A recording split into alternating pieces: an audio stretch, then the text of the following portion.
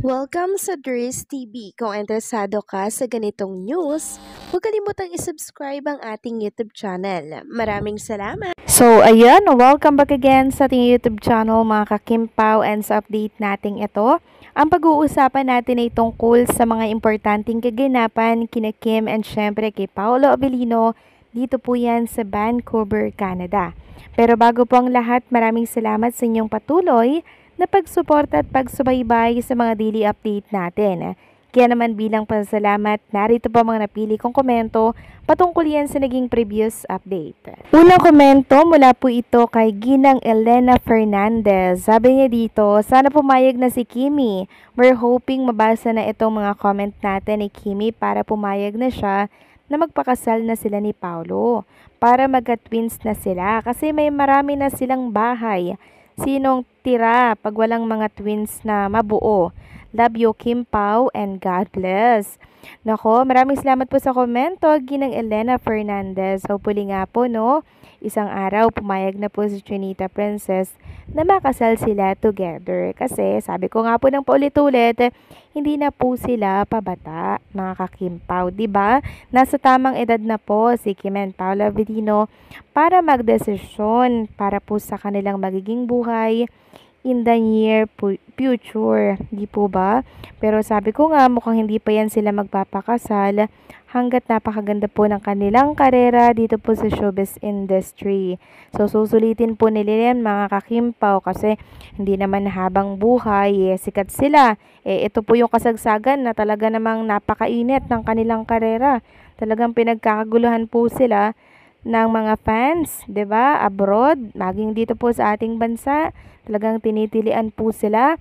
So susulitin ito ni Kim and Paolo Avellino. So tsaka na lang muna sila siguro magpapakasal pag medyo, alam niyo 'yun, hindi na po ganoon kainit yung pagsuporta ng mga fans, 'di ba? Paano pag laging mainit ang pagsuporta? Kung iintayin nila 'yun mga kakimpaw, naku, baka sila po ay tumandang dalaga at binata, 'di ba? Pag hindi po sila nagpakasal hangga't may oras pa, 'di ba? Kasi sayang naman po mga kakimpaw kung mag-aasawa sila may edad na, 'di ba?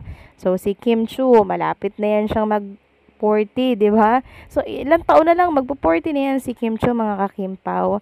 And alam naman natin pag nasa ganyang edad na po, mahirap na pong magkaanak yan. Kaya hopefully mga kakimpaw, dinggin po ni Kim and Paolo Avellino itong panawagan po ng mga fans na magpakasal na, 'di ba? Hindi naman sa minamadali, pero sana maisipan nila yung suggestion ng mga fans. So maraming salamat po sa komento, Ginang Elena Fernandez. God bless po sa inyo and mabuhay po kayo. At ang next comment naman mula po kay Ginang Mila Carillo. Sabi niya, sana pumayag na si Kim. Total, nasa edad na sila ni Pao at Kim. Ano pa ba ang gusto nyo? Maghabol na kayo ng panahon. Sayang ang oras nyo. Mabuti Kim, mas maganda sa katawan nyo. Manggaling ang anak nyo ni Pao. Iba, pagmamahal ng ina kung sa'yo nang galing ni Pao. Dalawa, love you. Ang bawat isa, happy together with family Avellino. Pakasal kayong dalawa para panatag na kaming mga senior fans. Solid Kimpaw, sana sa simbahan ang tuloy. Mabuhay kayo Kimpaw. Good support lang kami. Hanggang dulo, thanks God. Gabayan mo po ang Kimpaw. Nandito pa rin kami sa paligid. So, ang dami pong nag-aasam talaga at nagsasuggest. Natanggapin na po ni Chinita Princess, no? Yung alok ni Paolo Avellino na makasal nga po sila together. So, yung alok na yun, mga kakimpaw, di ko sure kung sa kasal ba yun. Basta, iisa lang naman yun naiisip ko, mga kakimpaw. Siguro yun nga po yun, no? And hopefully nga po ay tanggapin ni Chinita Princess. So, maraming salamat sa komento po ninyo. God bless po at mabuhay kayo. So, eto na nga pag-usapan na natin ang mga balita po na nakalap natin sa araw na to ng Lunes, no? So, sabi po dito ni Zasha, good morning Kim Pao, have you all caught up on your sleep? It feels like we were in ASIP Canada yesterday. Updated if we're updated on all the happenings. Jet lag hits hard to when you're following all the 8 events. So, kamusta po ang tulog ninyo mga kakimpaw? Okay lang po ba kayo?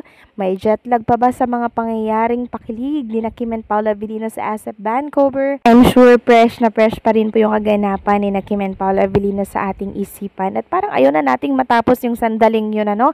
So, ito'y mamimiss na naman natin itong mga ganitong ganap ni na Kim and Paulo Avellino. Sabi nga po ni Jem, I can't get over seeing them and that I already talk to them in person. They're sweet during production, but even sweeter when they have their own little world.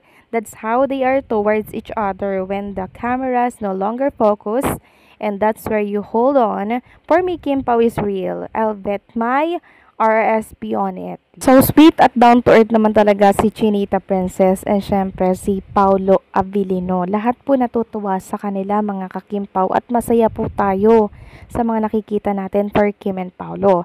Samantalang next topic naman tayo, pag-usapan natin itong nabasa ko po sa X. Napabalik na daw si Kim and Paulo Avellino dito sa Pilipinas. Sabi kasi dito sa caption po ng isang picture, have a safe flight and God bless you more. Thank you so much, Kimi. So, tinagpo si Chinita Princess dito. Tapos, pinost po ito ng isang Kim Pao fan sa X. Sabi dito, Kim Pao is heading back to the Pinas right away for the Alibi promo schedule very soon. They're so busy. So, merong hindi po makapaniwalang mga fans kasi after po ng ASEP Vancouver, balik ulit sila agad sa Pilipinas. Hindi man lang sila nagliwaliw dito sa ASEP Vancouver. Sayang naman, di ba? So, merong mga nagsasabi, mga kakimpaw, na siguro advance lamang po, no? Baka advance lamang daw yung caption na yun para sa pagbalik ni Kim and Paula Avellino sa Pilipinas.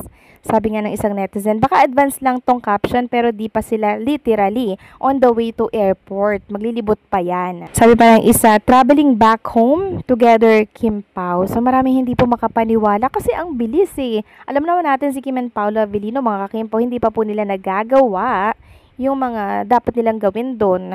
Dala-dala pa ni Paulo Avellino, 'di ba, yung set ng camera niya, 'di ba? So meron pang gagawin niyan si Paulo at Kim diyan po sa Vancouver, Canada. Mag-i-stayan kahit isang araw. So parang pagbabalik naman sila agad ng Pilipinas, parang bitin, 'di ba? Kasi parang hindi nila masyadong nasulit na enjoy yung Vancouver, Canada. After ng performance nila kahapon for ASAP Vancouver, balik agad. So, parang hindi rin ako convinced, mga kakimpaw, na pauwi na agad si Chinita Princess, mga kakimpaw, at si Paula Avellino.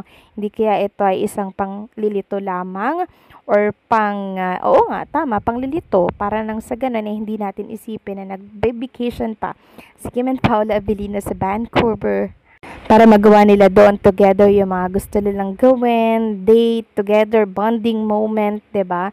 So, tingnan natin sa mga susunod na update, mga kakimpo, kung totoo nga po na pauwi na si Kim and Paula Avellino dito po sa Pilipinas. So, anong sa inyo dito? Please comment down below.